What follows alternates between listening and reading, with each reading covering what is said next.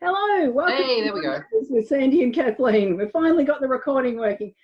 Welcome to the next in the episode of video series that we're doing with interviews with people regarding this COVID-19 pandemic and what they're doing to support their mental health and how they're approaching everything that's going on. In Australia, it's the 28th of March, and we have about, I don't know the exact tally at the moment, about 3,300 cases in Australia, and we are very much only at the beginning of this, very much working on flattening the curve. And this week has been a huge week, so I'm welcoming my stepson Ryan. Hi Ryan. So we are separated by around about 60 kilometres. He lives in the just outside the inner part of the Melbourne CBD, along the Maribyrnong River there, which is just over his left shoulder. There's a lovely river just over there. Turn the phone around. Beautiful, beautiful view, which they're very grateful because both he and his partner Pierre are going to be spending a lot of time in their apartment with their two puppies. They've got two Sharpies, so they've got some company there. And as you can see, Ryan's out in the balcony. So welcome, Ryan. Thank you for giving me your time today. That's all right. Can you actually hear me properly? Yes, I can. I can very much hear you. Can you hear me? Okay, good. Yeah, okay. Yeah, all good. Yeah. So Ryan is a hairdresser by trade. He has been a hairdresser for a long time now. 8 years? 9 years? 10 years? Oh, like 10. Yes, 10, yeah. Goodness, 10 years. And just past 10. This week, the federal government decided to put some pretty hefty restrictions on the hairdressing trade, and that resulted in Ryan's business that he works for needing to close their doors for the foreseeable future, and also his partner is. And then they took the restrictions back. And then they rescinded the restrictions after they closed the doors, but they decided to keep it that way because it is likely that those restrictions would come back in place, probably even a little bit more stricter than what they were before. So Ryan has found himself unemployed, basically, or at least stood down from his full-time position, which is a busy on his feet. Yeah, it's a very, very busy salon. So he's used to being very busy. And his partner, Pierre, has as well. He works in retail, overseeing, he was an area manager, and he's been stood down as well because obviously retail is not doing well at the moment. So everybody's been stood down. So it's the two of them in, what would you say, about a 5-square apartment there, about 5 or 6 square apartment. Oh, I don't know measurements and stuff. We're very real on this podcast. Sure, I'll go with that. It's an outdoor area. They do have 2 dogs. They have a kitchen, living area, and 2 bedrooms. So tell me, what are you doing now? I know it's only been a couple of days, but what was your initial reaction? Like, how did you feel when you were first told that you were going to be stood down from your job? Because I know you did know it was coming, but how did it make you feel? I mean, I guess kind of relieved in one way because I know it's the right thing to be happening. And I was starting to kind of like, I don't know, I was almost kind of starting to resent the people who were coming to the salon because I was like, don't you get what's happening outside? Like, go home and wash your hands. Don't be here. And then I was like, oh, when will I work again? Like, ever? Like, what's happening? Because at this point in time, we don't even have like any kind of dates as a guideline or anything like that. It's just like a until further notice kind of thing. So who knows? Like, who has any idea? Like, I'm just at home now. Like, yeah. That's strange. But so far, I'm actually kind of like, yeah, it is strange, but I don't think the reality of it has really set in yet, that my life has changed like that. Like, I feel like I'm at home on a Saturday. Normally, this is my busiest day of work. I'm like, yes, I'm at home with my boyfriend on the weekend. Like, I just feel like I've got a long weekend, like I'm on annual leave or something like that. I've just been happy to kick about, but I'm sure within a few days I'll be like, oh my God, get me out of the house. But at the moment, I'm all right. Yeah, and it would be strange for Pierre as well, because whilst you're not out all the time, constantly, like you are at work and Pierre's out on the road a lot with his job, and then... Well, he's actually only just finished up yesterday, so he still worked up till yesterday. And yesterday all of his stores closed down, so he was kind of like facilitating all of that. And then on Monday he's doing work, but he's got to just do it from home, just like wrapping up some paperwork, stuff like that. So for him, I don't know how he would be feeling, because Saturday, now that it's Saturday, he's off work, but he would normally be off work on a Saturday anyway. So I think for him, when, you know, Monday, Tuesday, Wednesday kind of rolls around and he's at home, that's probably when it will start to feel a bit weird for him. So you finished up on Thursday? Wednesday night. Wednesday night. So you've had Wednesday night. So this is your third day. So tell us, what have you been doing to fill in your time, or to keep yourself calm, we'll call it? Colouring. I've been colouring in. That's some vibrant colouring in there, I would say. I've been starting colouring in and then deciding I don't like it anymore. I gave up on this one because I decided I chose bad colours. That's actually probably mostly what I've been doing to pass the time, is colouring in. Yeah. I've really gone back to basics. I bought a crossword book. I have decided I'm going to learn how to crochet. I bought a crochet hook and some yarn and a learn to crochet book. I'm super excited to clean out my wardrobe, because I've been looking at that actually for a couple of months, thinking, oh God, I need to do a clean out in there. Oh, I'll do it another day. I got all the time in the world now. My wardrobe's getting cleaned out. What else? Just really basic, boring kind of home things. But you catch up on a series. What else can you do, really? Well, that's right. And I think... Yeah, I started Westworld. So good. Get onto Westworld if you haven't watched it. It's so good. I don't think it's on Netflix. Where have I been watching it? Through our Foxtel, I've been watching Westworld. Hopefully we don't have to cancel the Foxtel now that we're unemployed, because it's actually very handy at this point in time. This is when you need it most. Yeah, this is the funny thing. Yeah, right. It is. I'll be cancelling my bloody phone bill before I cancel my Foxtel at this point in time. Cut yourself off from the world, rather than... I want to see you staying hydrated, which is good. That's good.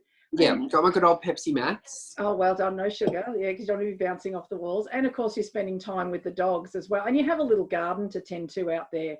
As part of, in my previous podcast, I've been talking about things that you can do at home, like learn a new skill, learn a new art and craft, colouring in. They're relaxing, therapeutic activities. And so you're doing, like, that's great stuff. And tending the garden as well, even though you might not have heaps to do. It might be 5 minutes a day, but it gets you outside into the fresh air while you still can, because the weather's good. It's 29 degrees or something here today. Yeah. It's a really nice afternoon out here. Yeah, which is great. So have you and Pierre talked about strategies of what you will do to fill in your time, or have you gone on your own to work that out? And you suppose on Tuesday will be when he starts to think about it. I don't know. To be honest, we haven't really talked about it heaps. Like, I think we're both just trying to, like, deal with it in our own ways. Like, I'm trying really hard just to be like, it is what it is. Let me get my colouring book out. I've got my texters here. Like, I'm chilling. Like, just trying to not overload myself with stress about it all.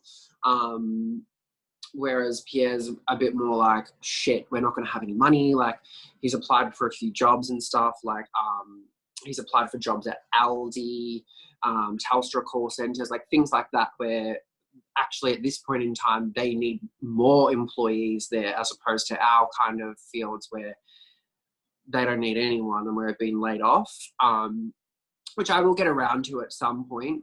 I have gone and applied for, Centrelink, because they changed the eligibility criteria and things like that for that. So I've done that in the meantime. But it's just hard. Like, he's got a date that's like 4 or 5 weeks away or whatever that he's been told he's stood down until. But we don't know if that's going to change or not. Like, I don't know. I'm like, if I start looking for jobs now, I don't get one for 3 weeks, and then in 2 weeks' time, my job's back. Like, I'm not even sure. So I'm kind of just waiting to sort of hear what more is going to be happening and things like that before I figure out what I'm going to do. At the moment, I'm just, enjoying colouring in. Yeah, it's quite a difficult time because of that uncertainty. And I think that that's what's causing a lot of people distress and issues with anxiety is based upon the fact that we just don't know. And we are doing in Victoria and Australia, really, we're doing a really good job at flattening the curve. We could probably do a little bit better, but we are doing a good job. But it does mean that we are looking at 3 to 6 months of a stop of things. And I think that that's where, you look 6 weeks from now, I could be back at work. Have I got 6 weeks off? Do I get another job? What do I do in the meantime? Do I just ride it out? Are you finding at the moment that the concept of this virus hitting people that you know and love and being all around you a bit hard to grab hold of at the moment? Yeah, it is quite weird because it's almost like a virus is like, it's invisible. Even though it's going to be on every hand railing and elevator button and everything everywhere, it's invisible. Like you can't see it. It's not like if there was a big, huge natural disaster like a tidal wave or earthquake or, say the bushfires or something like that. Like you look out your window and you can see like things have really gone bad. Like people are struggling. Like this is going to be so bad for the farmers. Like, my auntie lost her husband, like all that kind of stuff. But I mean, I don't know anyone at this point in time yet who has, been confirmed to have the virus. And that I'm aware of, no one I know knows someone who has it either. So it's like, I'm not saying I don't believe that it's true. I 100% believe it, and I'm doing my best to do all the right thing and everything like that. I'm not trying to say it's a conspiracy or whatever, as fun as that would be.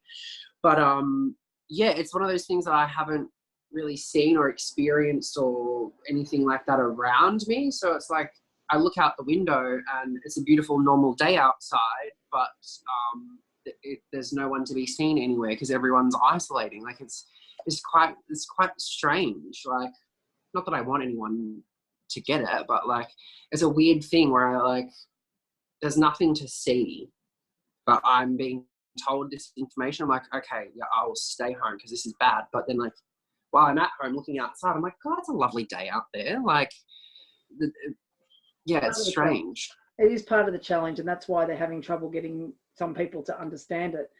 Because until it affects someone that you know and love, often people say, this is happening to other people and everything's normal, whereas the world is far different from the world that we know. Now, how many weeks ago was it that you've just done a nearly 2-week trip to Japan? So how many weeks ago did you get back? How long has it been? I think we've been back for about 5 or 6 weeks. We were there. We got back on like the 19th of February. So whatever that is, some amount of weeks, 5, 6, something like that. 5.5, maybe. The 6 on the weekend, probably. Yeah, 6 in a couple of days. And so the virus was running rampant in China and some other areas when you were in Japan. Was there any mention of it when you were in Japan? I know that Pierre was running around with hand sanitizer squirting you constantly. Oh my God, if you could see my dermatitis still from all of it. It didn't seem to be a major concern on the streets there while we were there, but it was pretty quiet there because it was winter, so there wasn't mountains and mountains of people around.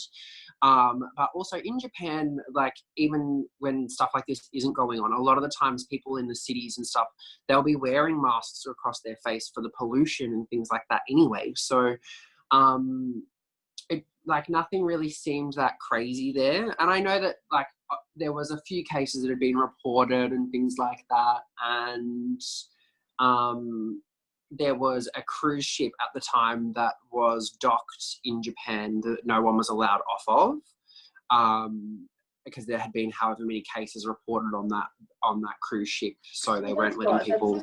That's the one. That's the famous one. I can't think of it off the top of my head. So that's that. Yeah, that's why we were there. That was in, I think it was in like Yokohama or something like that.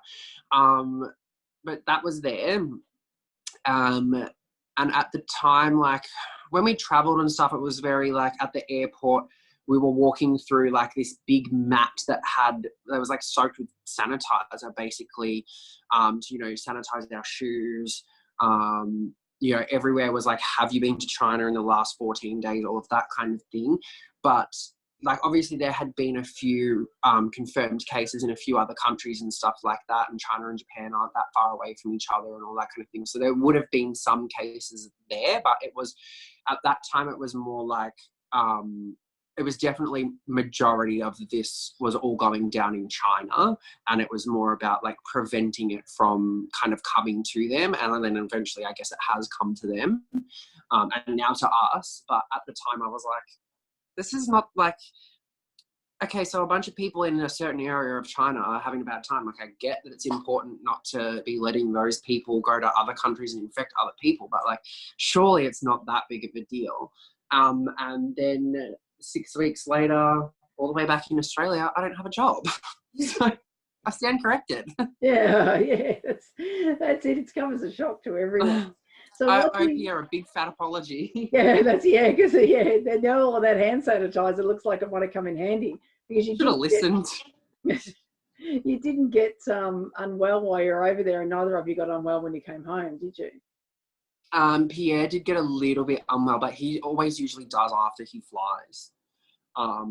Like, it's not uncommon for him. Like, I don't know if I think he must just have like not a great immune system or something like that. Like, he'll get a throat infection like a couple of times a year, things like that. Whereas I don't normally really get sick. So he was a little bit sick when we came home, but he actually brought a thermometer and was testing himself flat out with this thermometer, and his temperature never went up. So we're like, oh, we're in the clear. It's not a big deal. That could have been, a non-viral thing that he had going on, for sure. Yeah. What do you think going forward, because we're heading into winter, so in 4 weeks' time, we're going to be in fairly coldish kind of weather. What do you think the challenges will be for you being self-isolated? Like, have you left the house since you finished work?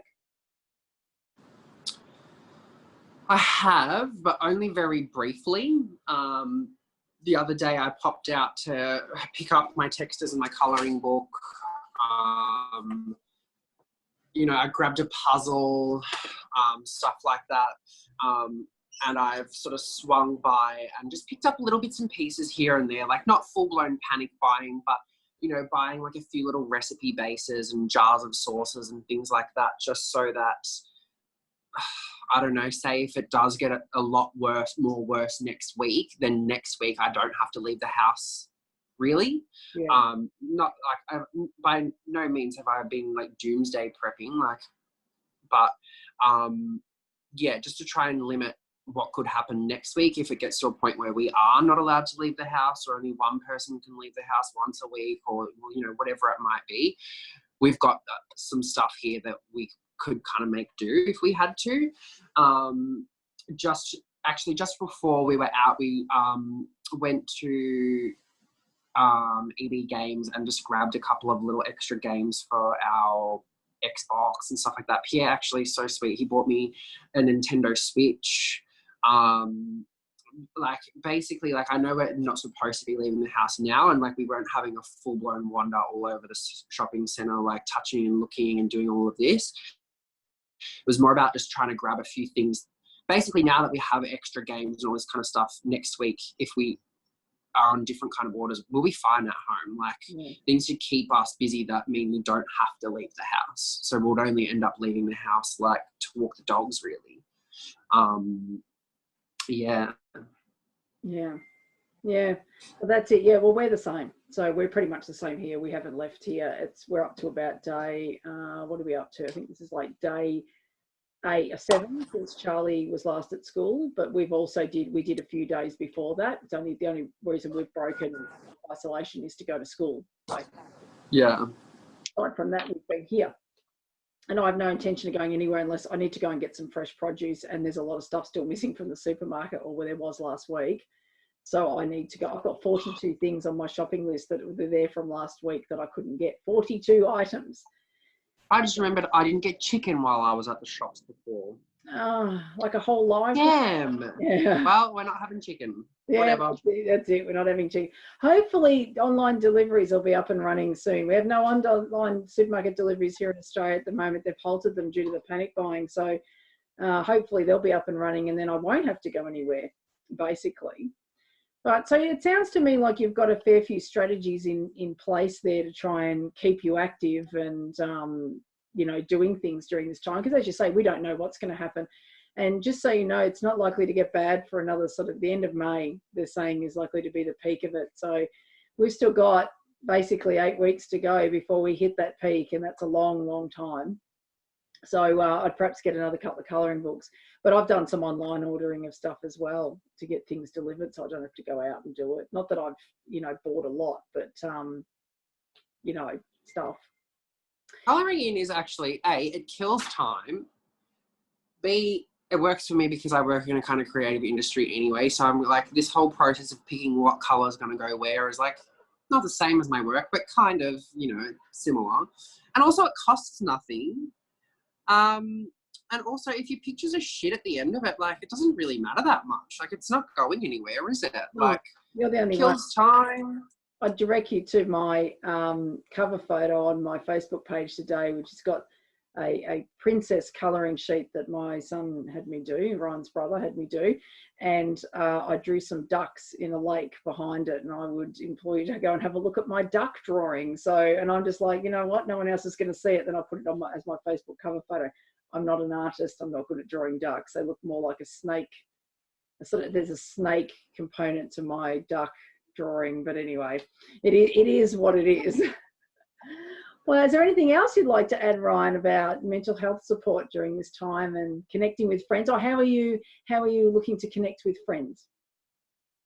You know, I actually feel like I'm the most connected with people that I have been in a while. Like, even our, you know, say our group chat for the work people that we usually will send reminders about staff meetings or whatever, like, we're in there, we'll be sending each other, like, you know, funny memes or whatever. I've actually just earlier today, my friends, we had a brunch on video chat, and I thought that they were just saying that because that's what time of day it was. But when I actually got on there, my friend and his partner were actually like sitting at a table eating brunch foods. And there's a couple of others as well. And I was like, wow, okay, I thought we were just coming in for a laugh, but wow, this is some real brunch. I've spoken to you a number of times. I don't normally speak to you this often. I've spoken to my mum a few times. Like, normally because I'm at work all day, I can't be bothered at the end of the day. I don't jump on the phone and make phone calls because I just want to sit and, like, I don't know, play Candy Crush or something brainless rather than extending more of myself to people or listening anymore, things like that. So a lot of the times, like, when I am working, I'm the last person to pick up my phone and make a phone call. Even a text message, sometimes I'll think I've replied and it turns out I haven't. It's been a week and I'm like, oh, I hope they're not mad at me. I haven't replied. So I actually feel like quite well connected to people at the moment because I am video calling people. I am doing this because I get bored. I'm like, okay, I've had enough of my colouring in. Maybe I'll call mum. It's actually quite good for me socially, I think. Yeah, I mean, every cloud has a silver lining, and I have heard that from the other people that I've interviewed, it's been that they've done some downtime activities they don't normally get time for, they've done some cleaning activities they don't normally get time for, and they've communicated with people that they don't normally have time to communicate with. So I actually think that for many people at this point in time, because we're not being touched by the illness, at this point in time, it's not been a negative thing. And I suppose we always have to work to stick together to support each other's mental health going forward because things are likely to change, unfortunately, but that's the way it is. Well, thank you very much for your time. Enjoy. That's all right. Enjoy your colouring for the rest of the day, and my love to Pierre. I'm on to a new one. Just be you. Sounds like a plan. Thank you, Ryan, and no worries. You and I will talk again soon. Yes, very soon.